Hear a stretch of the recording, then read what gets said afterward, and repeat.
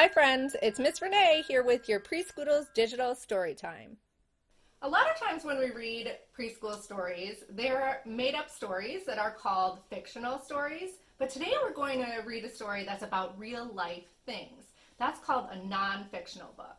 And today's book is called Why Are Animals Orange by Melissa Stewart. A rainbow of animals. Go outside and look around. How many kinds of animals do you see? Cats and birds are animals. So are fish and insects. Animals come in all sizes and shapes, and they come in all the colors of the rainbow. Orange animals near you. Can you think of some orange animals that live near you? Some insects are orange. So are some birds. Orange animals live in other parts of the world too. Let's take a look at some of them. Bengal tiger. Being orange helps some animals hide. This tiger's orange fur and black stripes make it hard to see. It can sneak through the grass and catch its prey by surprise.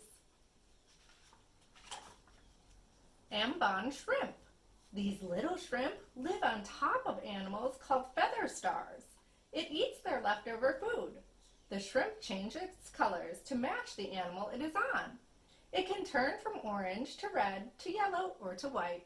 It can even have spots or stripes. Coral grouper. A bright orange fish could really stand out, but not when it swims in front of a bright orange fan coral. Blending in helps animals stay safe. That is why many colorful creatures live on colorful coral reefs. Scarab beetle. Some land animals use the same kind of trick. This beetle is hard to see when it rests on an orange flower. That keeps it safe from birds, bats, and other predators. Giant cuttlefish. This animal lives in the ocean, but it is not a fish. It has more in common with an octopus. Most of the time, its skin is orange. If an enemy gets too close, it can quickly change its color to match the rocks nearby. Viceroy butterfly. Some orange animals are easy to spot. Their bright colors send a message. They say, "Stay away." After just one bite, a hungry bird spits this butterfly out. Yuck, it tastes bad. Golden mantella frog. Most orange frogs taste bad too. This keeps predators away. But this orange frog does not taste bad. Its color fools predators. They leave the frog alone. Cock of the rock. This bird's orange feathers help him attract a mate. They say, "Look at me!" The female's body is not as bright.